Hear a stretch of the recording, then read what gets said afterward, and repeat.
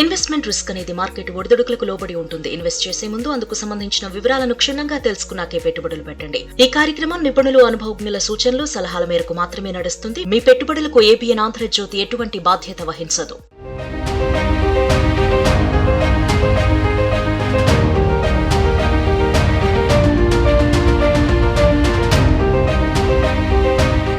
Welcome to money మంత్ర ప్రోగ్రామ్ని ఇంతగా ఆదరిస్తున్న తెలుగు ప్రేక్షకులకి వీలైనంత చేరువ కావాలనే ఉద్దేశంతో గత వారం లేదా కొన్ని వారాలుగా మేము ప్రకటిస్తూ వచ్చినటువంటి తిరుపతి ఈవెంట్ 22 ఫిబ్రవరిన తిరుపతిలో కండక్ట్ చేయబోతున్నది మా టీంలో అనేక మంది మెంబర్సు.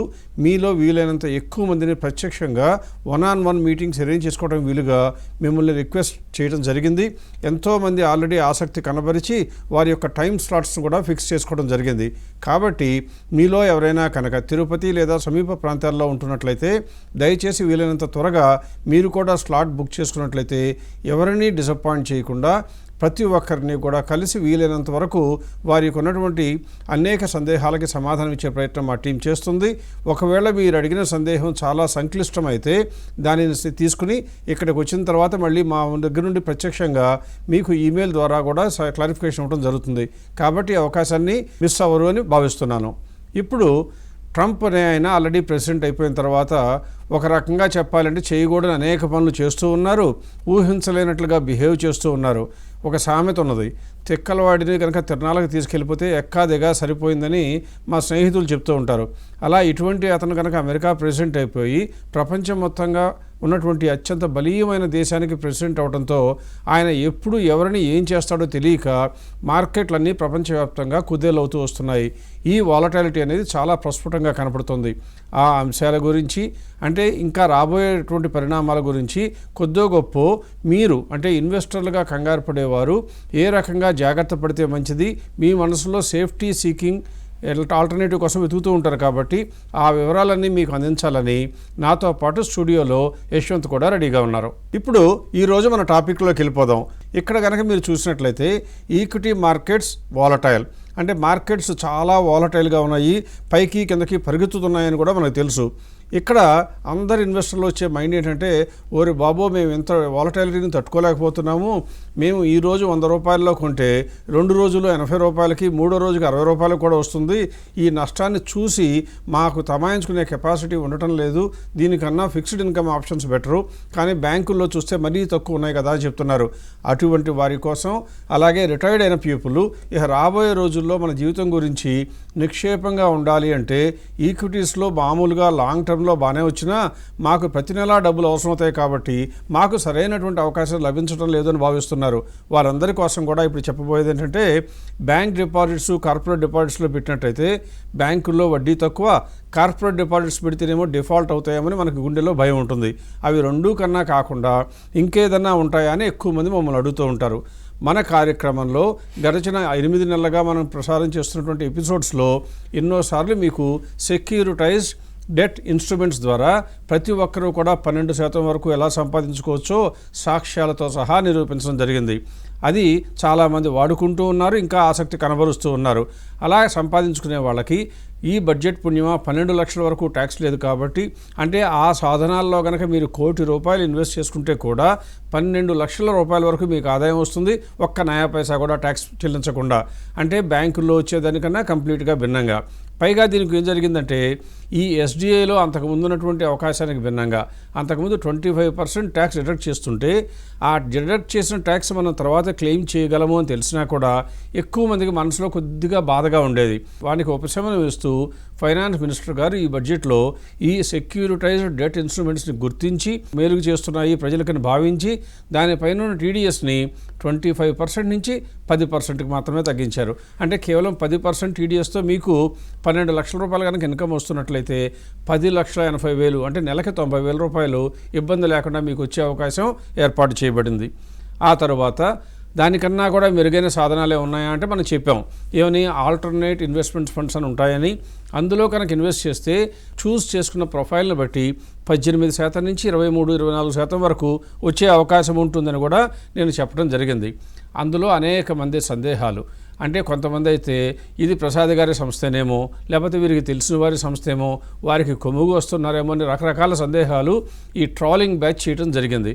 వారందరినీ కూడా మేము పెద్దగా పట్టించుకోకపోవడానికి కారణం, చేసేది గనక స్వార్థం లేకుండా ఖచ్చితంగా మంచి ఉద్దేశంతో చేస్తే భయపడవలసిన అవసరం ఉండదనే ఉద్దేశంతో పట్టించుకోలేదు. ఈరోజు నేనేం చేస్తానంటే 2022లో మొదలైనటువంటి అటువంటి ఒక సిస్టంలో, అంటే ఏఐఎఫ్లో ఎలా ఇన్వెస్ట్ చేయబడిందో అది ప్రత్యక్షంగా మేమే పెట్టిన డబ్బులు, అంటే ప్రత్యక్షంగా నా యొక్క పర్సనల్ డబ్బులు కూడా పెట్టడం మూలంగా నాకు ఏమాత్రం రిటర్న్స్ ఇప్పటివరకు వచ్చినాయో కూడా చూపించే ప్రయత్నం చేస్తున్నాను. ఇది వాళ్ళని సపోర్ట్ చేయమనో లేదా వాళ్ళే గొప్పవాళ్ళని చెప్పడం కాదు. మీరు ఎందుకు తెలిసిన అంశాన్ని కూడా నమ్మలేక, వివరాలు తెలుసుకోలేక ఎలా మిస్ అయిపోయి వెనకబడుతున్నారో చెప్పే ప్రయత్నం మాత్రమే. ఇక్కడ ఒక్కసారి మనం డేటా చెక్ చేయడానికి ఏం చేస్తానంటే, ఈ నియోస్కాఫ్ అంటే neo special credit opportunities fund 1 అంటే ఫస్ట్ సిరీస్ అనమాట. అది 2022లో వస్తే నన్ను అప్రోచ్ అయినప్పుడు వాళ్ళు చెప్పింది ఏంటంటే మినిమం ₹1,00,00,000 అన్నారు. అది నాకు ఎలాగో తెలుసు కాబట్టి మేము కొంత ఎక్కువ అమౌంట్ పెట్టినా కానీ ₹1,00,00,000గా పెట్టినటువంటి ఒక అకౌంట్ డీటెయిల్స్ మొత్తం తీసుకుని మీకు ప్రజెంట్ చేస్తున్నాను. అలా చేసిన తర్వాత ₹1,00,00,000 ఇస్తాను అని ఒప్పుకుంటే వాళ్ళు వెంటనే ₹1,00,00,000 ఇవ్వమని అడగరు. ఎప్పుడైతే ఇన్వెస్ట్ చేయడానికి అవసరం వస్తుందో అప్పుడు మాత్రమే డబ్బు రేజ్ చేస్తారు. అలా రేజ్ చేసిన డబ్బు మొత్తం కూడా ఆ సంస్థకు వెళ్ళదు, అదొక ట్రస్టీకి వెళ్ళిపోయి ట్రస్టీ దగ్గర పేరుకొని అలా కావాల్సిన అమౌంట్ అంతా ఏర్పాటైన తర్వాత ఎవరికైతే అప్పిద్దామని ఆ సంస్థ నిర్ణయిస్తుందో అన్ని సెక్యూరిటీలు, రాతకోతలు, అన్ని పేపర్ వర్క్ పూర్తయిపోయిన తర్వాత ట్రస్టీ నుంచి వాళ్ళకి ఆ డబ్బు వెళ్ళటం, వాళ్ళ దగ్గర నుంచి వచ్చే సెక్యూరిటీ ట్రస్టీ అధీనంలోకి రావటం ఉంటుంది. ఇలా కంప్లీట్గా పకడ్బందీగా ఉంటుందని గతంలో నేను కంప్లీట్గా డీటెయిల్స్ కూడా ఇవ్వడం జరిగింది. అలా చేసిన తర్వాత మీరు గమనించాల్సింది ఏంటంటే, మనం ఇచ్చిన డబ్బుల మీద మనకు ఆదాయం వస్తూ ఉంటుంది. కానీ మన దగ్గర మొత్తం డబ్బు తీసుకోకపోయినా కూడా ఆదాయం కనుక ప్రారంభమైతే కొంత గొప్ప మనకు ఆదాయాన్ని వెనక్కి ఇచ్చేస్తూ ఉంటారు, అంటే వడ్డీ ఇచ్చేస్తూ ఉంటారు. ₹1,00,00,000 తీసుకున్నాక ఇవ్వటం కాదు. ఒకవేళ 20 లక్షలు 30 లక్షలు తీసుకుంటే మన దగ్గర నుంచి దాని మీద ఆదాయం మొదలైతే ఇంకొక ఇన్వెస్ట్మెంట్ వచ్చే వరకు ఆగకుండా ఆ వచ్చిన ఆదాయం మాత్రం మనకు తిరిగి చెల్లిస్తూ ఉంటారు. ఆదాయాన్ని మాత్రమే. ఎట్టి పరిస్థితుల్లో కూడా ఒక ప్రిన్సిపల్ వస్తే ఫస్ట్ 2 ఇయర్స్లో వస్తే చెల్లించరు, కానీ తర్వాత చెల్లిస్తారు. అలా మనకి వచ్చినటువంటి ఆదాయాన్ని ఇస్తూ ఉంటారు. అందుకు నేను ఏం చెప్తున్నాను, ఇన్ఫ్లోస్ వేరు, అవుట్ఫ్లోస్ వేరు. కాబట్టి మనకు ఆదాయం 4 నెలల నుంచే మొదలవచ్చు, కొంతమందికి ఒక్కోసారి 6 నెలల నుంచి మొదలవచ్చు. ఆ తర్వాత గమనించాల్సింది ఇప్పుడే నేను స్పృశించిన అంశం, క్యాపిటల్ రిసీట్స్. ఎవరైనా అప్పు తీసుకున్న వాళ్ళు మొత్తం లోన్ చెల్లిస్తాను అని ఇచ్చేస్తే ఆ అమౌంట్ మొట్టమొదటి 2 ఇయర్స్లో కనుక వచ్చినట్లయితే తిరిగి మళ్ళీ ప్రసాద్ గారు ఇన్వెస్ట్ చేద్దాం, వేరొక సిస్టంలో వేరొక ఇన్స్ట్రుమెంట్లో ఇన్వెస్ట్ చేద్దామని వారికి ఇన్వెస్ట్ చేస్తామని చెప్పడం, మేమందరం కూడా ఒప్పుకోవడంతో ఆ అమౌంట్ని రీఇన్వెస్ట్ చేయడం కూడా జరుగుతూ వచ్చింది. ఇప్పటికి 2 ఇయర్స్ కూడా దాటిపోయాయి కాబట్టి ప్రస్తుతం క్యాపిటల్లో నుంచి కనుక ఏదైనా వెనక్కి వచ్చేసినట్లయితే మాకు తిరిగి ఇచ్చేసే ప్రక్రియ మొదలైపోయింది. ఇలా చూసిన తర్వాత అంటే 3వ సంవత్సరం నుంచి 2022 నుంచి 23, 24 అయిపోయి 25లోకి వచ్చాం కాబట్టి ఇప్పుడు క్యాపిటల్ అడమ్షన్ కూడా స్టార్ట్ అయిపోవడం జరిగింది. అంటే మీరు అర్థం చేసుకోవాల్సింది ఏంటంటే, వీళ్ళ దగ్గర నుంచి వచ్చి మనకు వచ్చేటువంటి క్యాష్ రిసీట్స్ ఎలా ఉంటాయా అని చూస్తే 3 రకాలుగా ఉంటాయి. ఒకటి, మన ద్వారా ట్రస్టీకి, ట్రస్టీ ద్వారా బారోవర్కి వెళ్ళిన డబ్బు మీద జనరేట్ అయ్యే ఇంట్రెస్ట్లో ఈ మేనేజ్మెంట్ ఫీజు కొంత కలెక్ట్ చేసిన తర్వాత మిగిలిన మొత్తం ట్రస్టీ మనకి చెల్లిస్తూ ఉంటుంది. అది ఇంట్రెస్ట్ ఇన్కమ్గా ఉంటుంది, మొట్టమొదటి ఐటమ్. రెండవ ఐటమ్ చూసినట్లయితే క్యాపిటల్ గెయిన్స్. అంటే ఎవరికైనా సరే మనం అప్పు ఇచ్చినట్లయితే ఆ ఆస్తుల తాలూకు ఒకవేళ ముందు చెల్లించినా, లేదా ఆస్తులు కనుక ఒకవేళ వీళ్ళు వేరే వాళ్ళకి బాగా రేట్ వస్తుందంటే వేరే వాళ్ళకి అమ్మేశారనుకోండి, అప్పుడు మనకి క్యాపిటల్ గెయిన్స్ వస్తుంది.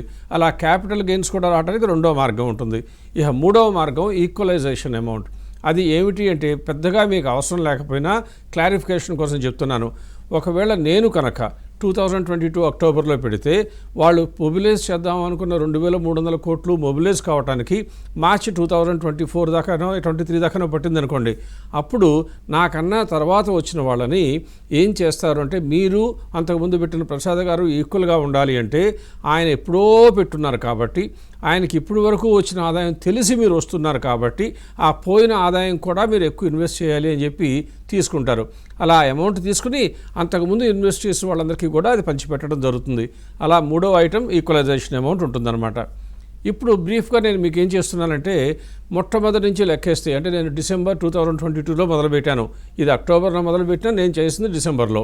అప్పటి నుంచి చూస్తే 26 డిసెంబర్ని మీరు చూసినట్లయితే ఒక 10 లక్షల రూపాయలు, తర్వాత 26 డిసెంబర్నే మళ్ళీ 15 లక్షలు, 30th జనవరి 23న 15 లక్షలు, ఇలా మొత్తం మీద కలిపి ఫస్ట్ పేజీలో మీకు కనపడుతున్న చూస్తుంటే 2023 అక్టోబర్ అంటే స్టార్ట్ అయిన 1 yearకి వచ్చేటప్పటికి కూడా వాళ్ళు తీసుకునేది మొత్తం కలిపి 60 లక్షలు మాత్రమే. అంతటితో ఆగారా అని చూస్తే అలా తీసుకోకముందే అంటే నా దగ్గర నుంచి డబ్బులు ₹1,00,00,000 తీసుకోకముందే నాకు ఆల్రెడీ ఇన్కమ్ కూడా రావటం మొదలైపోయింది. ఇక్కడ మీరు చూస్తే మే 2023లోనే షార్ట్ టర్మ్ క్యాపిటల్ గెయిన్ వచ్చింది, ఆ తర్వాత మళ్ళీ మేలోనే ఈక్వలైజేషన్ అమౌంట్ వచ్చింది, మళ్ళీ ఆగస్టులో షార్ట్ టర్మ్ క్యాపిటల్ గెయిన్ వచ్చింది, ఆగస్టులోకి వచ్చేటప్పటికి మళ్ళీ డిస్ట్రిబ్యూషన్ ఆఫ్ ఇంట్రెస్ట్ ఇన్కమ్ వచ్చింది, మళ్ళీ ఈక్వలైజేషన్ అమౌంట్. సో కాబట్టి ఈ కాలం అంతానేమో నేను ఇచ్చిన డబ్బులు, ఈ కాలం అంతా gross amount, TDS, net amount. నా బ్యాంకులో వచ్చింది నెట్ అమౌంట్ అవ్వచ్చు, కానీ నాకు వచ్చిన ఆదాయం ఎంత అంటే గ్రాస్ అమౌంట్ కానీ లెక్కేయాలి. ఇది మొదటి సంవత్సరం డిసెంబర్ 23 వరకు. ఆ తర్వాత సంవత్సరం 2024లో కూడా చూసినట్లయితే 24లో మళ్ళీ జూలై వరకు నన్ను ఒక్క నయా పైసా అడగలేదు. అంతకుముందు 60 లక్షలే తీసుకున్నారు, కానీ ఇప్పుడు వరకు అంటే ఇంకొక 15 లక్షలు ఇప్పుడు అడిగారు. జూలై 24లో 23rd జూలైన ఇంకొక 15 లక్షలు ఇవ్వమన్నారు. అంటే ఈ డిసెంబర్ అయిపోయి డిసెంబర్ 24కి వచ్చేటప్పుడు కూడా నేను కట్టింది 75 లక్షలే. ఈ మధ్యకాలంలో దాదాపుగా ఫిబ్రవరిలో మాత్రమే ఇంకొక 15 లక్షలు అడిగారు. అంటే ఈనాటికి కూడా నా దగ్గర నుంచి వాళ్ళకి ఇస్తాను అని చెప్పిన ₹1,00,00,000 ఇప్పటి వరకు నేను ఇన్వెస్ట్ చేసింది 90 లక్షలు మాత్రమే. ఇంకో 10 లక్షలు అడిగే అధికారం వాళ్ళకు ఉంది, వాళ్ళు అడిగినప్పుడు ఇవ్వవలసిన బాధ్యత నా పైన ఉంటుంది. ఈ లోపల మాత్రం నా ఇన్ఫ్లోస్ అన్నీ కూడా చూస్తే మార్చ్ 24లో, జూలై 24లో, తర్వాత మళ్ళీ జూలై 24లో వచ్చింది. ఆ తర్వాత చూస్తే ఇప్పుడు అంటే అక్టోబర్ 24లో, జనవరి 25లో కూడా నాకు ఇన్కమ్స్ వస్తూనే ఉన్నాయి. దీన్ని బట్టి మీకు ఏమర్థం కావాలి, మనం కట్టిన డబ్బులు వేరే వేరే ఇన్వెస్ట్మెంట్ చోట్ల పెడతా ఉంటారు, దాని మీద వచ్చే ఆదాయం మనకి ఎప్పటికప్పుడు వచ్చేస్తూ ఉంటుంది. ఇది వినటానికి వినసొంపుగా ఉండి తీరుతుంది. ఇలా వచ్చిన తర్వాత ఈ డీటెయిల్స్ అన్నీ మీకు ఎందుకు ఇచ్చానంటే మీకు నమ్మకం కలగాలి అంటే నాకు ఎంత రిటర్న్ వచ్చిందో కూడా చూపించాలి. ఇప్పుడు ఈ పేజీలో మీకు కనపడుతుంది ఏంటంటే నేను కట్టిన డబ్బులన్నీ కూడా మీకు పాజిటివ్ లాగా ప్లస్ అని నేను ఇన్వెస్ట్మెంట్ చేసినట్టుగాను, నాకు వచ్చిన రిసీట్స్ అన్నీ కూడా మైనస్ వాల్యూతో వేయడం జరిగింది ఇక్కడ. అంటే నాకు ఎంత ఇన్కమ్ వచ్చినాయో ఉన్నాయి, నేను కట్టిన అమౌంట్ కూడా ఉంది. మీలో ఎవరైనా కనుక కంప్యూటర్లో పరిజ్ఞానం ఉంటే ఎక్సెల్ వాడినట్లయితే ఇది చాలా సుపరిచితమైనటువంటి ఫార్మాట్. ఇలా డేట్లు వేసి పక్కన అమౌంట్లు వేసిన తర్వాత ఇవాల్టి వరకు ఉన్న వాల్యూస్ అన్నీ వేసి ఇప్పుడు ఏం చేశానంటే ఈ ఫండ్ ఎప్పటికప్పుడు మ్యూచువల్ ఫండ్ లాగా నెట్ అసెట్స్ వాల్యూ లెక్కిస్తుంది కాబట్టి అది ఈ రోజున వాల్యూ ఎంత ఉందో లెక్కేయండి అని అడిగాను. నాకు జనవరిలో వచ్చిన రిసీట్ కూడా వేశాను. జనవరి ఎండింగ్ కనుక కాకపోయినా 31 డిసెంబర్కి వాల్యూ ఎంత ఉందో చూస్తే 85,82,069 ఉన్నట్లుగాను. అలా చూస్తే నాకు ఎంత రిటర్న్ వచ్చిందయ్యా నేను పెట్టిన డబ్బుల మీద అని చూస్తే అంటే నేను 75 లక్షలు పెడితే ఇప్పుడున్న వాల్యూ 85 లక్షలు, నాకు బోలెడంత డబ్బులు కూడా వచ్చినాయి. దాదాపుగా ఎంత వచ్చినాయి అని చూస్తే 18 లక్షల కన్నా ఎక్కువ వచ్చినాయి. అన్ని రకాలుగా చూస్తే నాకు 24.67% రిటర్న్ వచ్చింది. ఇది ఇంతకన్నా సాక్ష్యం ఏం కావాలి అంటే ఎవరు ఇవ్వలేరు, ఇవ్వటానికి కూడా సాధ్యం కాదు. ఎందుకు చెప్తున్నాను అంటే మొట్టమొదట సిస్టమ్ అర్థం కావాలి, ఆ తర్వాత వ్యక్తుల యొక్క గత చరిత్ర చూడాలి, ఆ సిస్టంలో మోసపోవడానికి అవకాశం ఉన్నదో లేదో చూడాలి. అవంతా మేము చేసి పెట్టడానికి ప్రయత్నం చేస్తాం. అంటే వచ్చిన ఆప్షన్స్ అన్నీ మా దగ్గరికి వస్తూ ఉంటాయి కాబట్టి అందులో ఇన్వెస్టర్స్కి ఏది సూటబుల్లో చూసి అందులో మంచివి మాత్రమే ఇన్వెస్టర్స్ ముందుకు తీసుకురావడం మా బాధ్యత. అదే ఇన్వెస్ట్మెంట్ అడ్వైజర్గా సెబీ రిజిస్ట్రేషన్ తీసుకున్న మేము చేయవలసిన పని. అలా చేసిన తర్వాత ఇప్పుడు మీకు అర్థం కావాల్సింది ఏంటంటే ఇప్పుడు ఏం చేయాలండి పని, మీరు గతంలో చేశారు ఇప్పుడు ఏం చేయాలి అంటారు. ఆ టాపిక్కే వస్తున్నాను. మొట్టమొదటి ఏమడుగుతారంటే మీరు రిటర్న్స్ మాత్రం రావాలండి, కొద్దిగా ఎక్కువ రిటర్న్స్ వస్తే బాగుంటాయి, 10% కాదండి 12 SDI అంటున్నారు, ఇంకా ఎక్కువ వస్తే బాగుంటుందండి అంటారు. ఓకే వస్తాయండి అన్నాం అనుకోండి, అప్పుడు నెమ్మదిగా ఏమంటారు సేఫ్టీ గ్యారంటీగా ఉండాలండి అంటారు. తప్పేం లేదు మీరు అడగటం, కరెక్టే. ఆ తర్వాత ఏమంటారు అలా కాకుండా రెగ్యులర్గా వస్తే బాగుంటుందండి, మీరు 2 ఏళ్ళ తర్వాత వస్తుందంటే మాకు గుట్టదండి, ఇప్పుడే రావాలండి అంటారు. అది కూడా ఓకే అన్నాం అనుకోండి, అప్పుడు చివరికి అసలు విషయం తీస్తారు. నేను ₹1,00,00,000 పెట్టలేనండి, చిన్న చిన్న అమౌంట్లు అయితే పెడతానండి అంటారు. ఎక్కువ రిటర్న్ కావాలి, రెగ్యులర్గా రావాలి, సేఫ్టీ ఉండాలి, అన్నీ ఉండి మళ్ళీ చిన్న అమౌంట్కి రమ్మంటే దురదృష్టవశాత్తు ఇండియాలో అటువంటి డోర్లు మన కోసం ఓపెన్ చేయబడవు. మార్కెట్లో కానీ ఫైనాన్షియల్ ఇన్స్టిట్యూషన్స్ కానీ ఎక్కువ మందితో మాట్లాడటానికి ఇష్టపడరు కాబట్టి ఎవరు పెద్ద అమౌంట్ పెట్టగలరో వాళ్ళకి మంచి ఆదాయాల మార్గాలు ఇచ్చే అవకాశం ఉందన్నమాట. అందువలన అవన్నీ కూడా వదిలిపెట్టినా కూడా అప్పటికి మీకు చిన్న చిన్న అమౌంట్స్ ఇన్వెస్ట్ చేసే వాళ్ళకు కూడా ఏ రకంగా వెసులుబాటు ఉంటుందో కూడా ఒక గత ప్రోగ్రాంలో మనం చెప్పాం. ఈరోజు దాని గురించి కూడా బ్రీఫ్గా చర్చిస్తాను. కానీ దానికన్నా ముందు మనం చేయవలసింది ఏంటంటే ఫుల్లీ సెక్యూర్డ్ అంటే మీలో ఎక్కువ మంది ఏమంటున్నారు, సెక్యూరిటీ ఉండాలి అంటున్నారు. ఇక్కడ ట్రస్ట్కి సెక్యూరిటీ ఉంటుంది అన్నా కానీ మీరు ఇంకా నాకు సెక్యూరిటీ ఉంటుందా అని అడుగుతారు, ఏముంటాయి అని అడుగుతూ ఉంటారు. అది 200% అందులో సెక్యూరిటీ ఉంటుంది.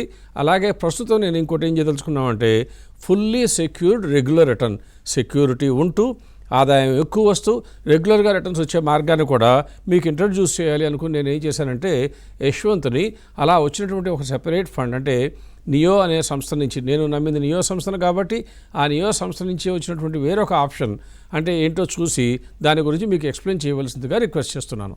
ఈ నియో అనేవారు ఫుల్లీ సెక్యూర్డ్ అంటే ఇన్ఫ్రాస్ట్రక్చర్ని అనే యాసెట్ని తీసుకుని దాన్ని సెక్యూరిటీగా తీసుకుని దాని మీద క్యాష్ ఫ్లో జనరేట్ చేసే ఆపర్చునిటీ ఏంటి, దాని గురించి మనకి as a investor, as a depositor మనకి ఎటువంటి లాభాలు వస్తాయో చెప్పే ప్రయత్నం చేస్తా లిటిల్ హై లెవెల్లో. స్క్రీన్ షేర్ చేస్తూ ఈ డీటెయిల్స్ని కొంచెం అంటే ఫాస్ట్గానే చెప్తాను, so that we can get some clarity at high level. So జనరల్గా ఇన్ఫ్రాస్ట్రక్చర్ ఇన్వెస్ట్మెంట్ ట్రస్ట్ అంటే ఏంటి అంటే కూడా మీరు కొంచెం గూగుల్లో చూసినా కూడా మనలాంటి ఇన్వెస్టర్స్ అందరి దగ్గర నుంచి పూల్ చేసుకుని మనీ ఏదైతే ఇన్ఫ్రాస్ట్రక్చర్ అసెట్స్ ఉంటాయో, రోడ్ అవ్వచ్చు లేకపోతే హైవేస్, పవర్ ప్రాజెక్టు ఏదైనా సరే, వారిని వెళ్ళి కొనేసుకుని వారి నుంచి వచ్చే క్యాష్ ఫ్లోస్ ఏదైతే ఉంటాయో అవి పాస్ ఆన్ చేస్తాయి ఇన్ఫ్రాస్ట్రక్చర్ ఇన్వెస్ట్మెంట్ ట్రస్ట్. అదే రియల్ ఎస్టేట్ ఇన్వెస్ట్మెంట్ ట్రస్ట్ ఏంటంటే వారు వెళ్ళి కమర్షియల్ రియల్ ఎస్టేట్ లేకపోతే రెసిడెన్షియల్ రియల్ ఎస్టేట్ కొనేసుకుని వారి నుంచి వచ్చే రెంటల్ ఇన్కమ్ అవ్వచ్చు, లీజింగ్ అవ్వచ్చు, ఏదైనా అవి తీసుకుని మళ్ళీ క్యాష్ ఫ్లో అనేది డిస్ట్రిబ్యూట్ చేస్తారు ఇన్వెస్టర్స్కి. These two are relatively new topics ఏవైతే వచ్చాయో. ఇన్ఫ్రాస్ట్రక్చర్ ఇన్వెస్ట్మెంట్ ట్రస్ట్ ఇన్విట్ అంటారు మామూలుగా. ఇన్విట్ అనేది కూడా పబ్లిక్లీ లిస్టెడ్, ట్రేడెడ్ కూడా, వెళ్ళి కావాలంటే ట్రేడ్ చేయొచ్చు కొన్ని ఇన్స్ట్రుమెంట్స్. సో ఇన్వెస్టర్ అయిన మనం కొంచెం సేఫ్టీ కావాలి, రెగ్యులర్గా క్యాష్ ఫ్లో కావాలంటే ఇటువంటి ఇన్స్ట్రుమెంట్ మనకు అసలు ఎలా ఉపయోగపడిద్దో చెప్పే ప్రయత్నం చేస్తాను. సో ట్రెడిషనల్గా ఇన్ఫ్రాస్ట్రక్చర్ అనేది మనం ఓన్ చేసుకోవాలంటే ఏ ఆప్షన్స్ ఉన్నాయి మనకి, అంటే మనం వెళ్ళి ప్రాజెక్ట్ చేయలేం కాబట్టి, ఎందుకంటే పెద్ద పెద్ద అమౌంట్స్ ఉండే ప్రాజెక్ట్స్ కాబట్టి నేను జనరల్గా వెళ్ళి చేయాలి, కొంచెం ఎక్స్పోజర్ పెంచుకోవాలంటే 2 ఆప్షన్స్ ఉంటాయి. ఒకటి ఏంటంటే ఓనింగ్ ఏ లిస్టెడ్ ఇన్ఫ్రాస్ట్రక్చర్ స్టాక్, ఏదైనా డిఎల్ఎఫ్ అవ్వచ్చు లేకపోతే పెద్ద పెద్ద డిబిఎల్ అవ్వచ్చు, ఏదైనా లాట్ ఆఫ్ కంపెనీస్ ఆ ఇన్ఫ్రాస్ట్రక్చర్ స్పేస్లో ఉంటాయి. మనం వెళ్ళి ఎక్స్పోజర్ అనేది ఆ స్టాక్లోకి తీసుకుంటాం, దాని నుంచి క్యాపిటల్ అప్రిసియేషన్ ఏదైతే వస్తూ ఉంటుందో లేకపోతే డివిడెండ్ ఏదైతే వస్తూ ఉంటుందో దానిలో నుంచి మనకు కొంచెం ఎక్స్పోజర్ పెంచుకుంటాం. అదే కాకుండా రెండో ఆప్షన్ ఏంటి అంటే owning operating assets which directly give access to cash flows. Suppose రోడే ఉంది, హైవే ఉంది, హైవే కట్టేశారు, గవర్నమెంట్ టెండర్ ఓపెన్ చేశారు, డెవలపర్ వచ్చేసి they have went and subscribe to tender, కట్టేశారు రోడ్డు. ఆ తర్వాత వచ్చే టోల్ కలెక్షన్స్ ఏదైతే ఉన్నాయో ఆ టోల్ కలెక్షన్స్ వారికి ప్రస్తుతానికి పాస్ ఆన్ చేసి మనలాంటి ఇన్వెస్టర్స్కి పాస్ ఆన్ చేయొచ్చు అంటే ఇటువంటి ఇన్విట్లో అది సాధ్యం. అదే కాకుండా ఈ నియో స్పెసిఫిక్ ఫండ్ ఏం చేస్తుందని కూడా నేను కొన్ని డీటెయిల్స్ చెప్తా వస్తాను. సో 1 or 2 ఆప్షన్ ఇందాక చెప్పాను, owning a InvIT is 1 option, లేకపోతే operating asset ownership directly through AIF. InvIT అంటే అక్కడ ఒక ఫండ్ మేనేజరు మనలాంటి ఇన్వెస్టర్స్ దగ్గర నుంచి పూల్ చేసుకుని వెళ్ళి అసెట్ కొంటాం. అదే కాకుండా ఏఐఎఫ్లో చేసినా కూడా ఈ ఆప్షన్ అనేది మనకు అవైలబుల్గా ఉంటుంది. ఈ 2 అప్రోచెస్లో మనకి ప్రోస్ కాన్స్ ఏంటో కూడా చెప్పే ప్రయత్నం చేస్తాను. సో అసలు ఇన్విట్ అనేది ఎలా వర్క్ అవుతుంది అంటే ఏదైతే ఆపరేటింగ్ అసెట్స్ ఉన్నాయో, ఒక 4 హైవేలు అనుకోండి, 3 హైవేలు, ఒక పవర్ ప్రాజెక్ట్ అనుకోండి, వాట్ ఎవర్ ఇట్ ఈస్, ఇవన్నీ గ్రూప్ చేసి ఇన్వెస్టర్స్కి అవైలబుల్ ఇస్తారు for them to subscribe to. ఆ యొక్క ఇన్వెస్ట్మెంట్స్, ఆ యొక్క ఏదైతే అసెట్ ఉందో దాన్ని లిస్ట్ చేసి స్టాక్ ఎక్స్చేంజ్లో పెట్టడం వల్ల మనకి క్యాపిటల్ అప్రిసియేషనే కాకుండా రెగ్యులర్ ఇన్కమ్ కూడా వస్తుంది. ఎందుకంటే లిస్టెడ్ కాబట్టి 100 రూపాయలకి లిస్ట్ చేయొచ్చు, అది పెరగచ్చు, స్టాక్ ప్రైస్ లాగా పెరుగుతూ ఉంటుంది. అంటే పెరగాల్సిన అవసరం లేదు కానీ పెరిగే అవకాశాలు ఉంటాయి. అదే కాకుండా క్యాష్ ఫ్లో అంటే ఈ అసెట్ నుంచి వచ్చే టోల్స్ లేకపోతే పవర్ జనరేషన్ నుంచి వచ్చే ఛార్జెస్ కూడా ఏవైతే లెవీ చేస్తారో అవి కూడా మనకి పాస్ ఆన్ చేసే అవకాశం ఉంటుంది.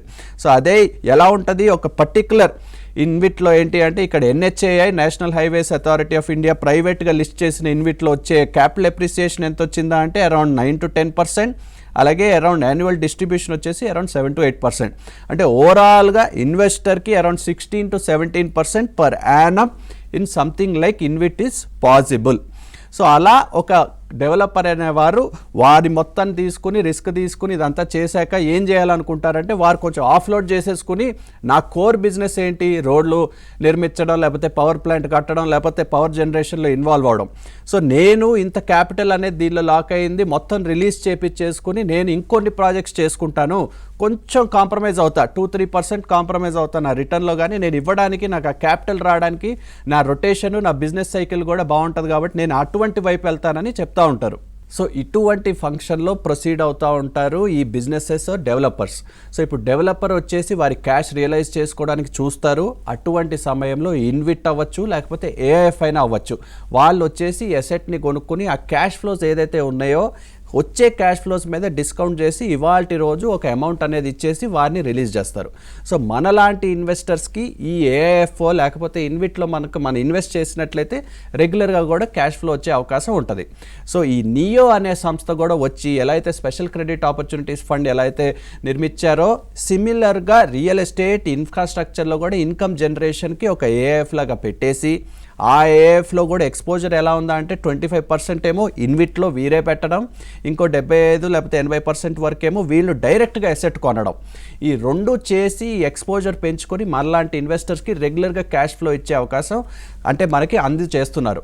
అఫ్ కోర్స్ దీనివల్ల ప్రోస్ అండ్ కాన్స్. ప్రోస్ ఏంటి అంటే ఈ రిటర్న్స్ అరౌండ్ 18 to 20% రిటర్న్స్ ఏదైతే వస్తున్నాయో ట్రెడిషనల్గా వేరే ఇన్స్ట్రుమెంట్స్లో దొరికే అవకాశాలు తక్కువ. HDIs గురించి చూసాం, of course liquid loans P2P లెండింగ్లో వచ్చే రెగ్యులేషన్ చేంజెస్ గురించి చూసాం, ఈక్విటీస్ చూసాం. బట్ రెగ్యులర్ క్యాష్ ఫ్లోలో 18 to 20% ఈజ్ నాట్ ఈజీ. కానీ కాన్స్ ఏమున్నాయా అంటే ఇది కూడా అంత లిక్విడ్ ఏం కాదు. అరౌండ్ 7 years టెన్యూర్ అంటే 7 ఏళ్ల పాటు నాకు 18 to 20% ఇన్ఫ్లేషన్ అడ్జస్టెడ్ రిటర్న్ కావాలి. ఎవరైనా సీనియర్స్ లేకపోతే రిటైర్మెంట్కి దగ్గరగా ఉండి వారికి కొంచెం ఆస్తులు లేకపోతే క్యాపిటల్ ఉండి దాని నుంచి డ్రా చేసుకోవాలంటే 18 to 20% ఈజీగా సంపాదించవచ్చు with a peace of mind.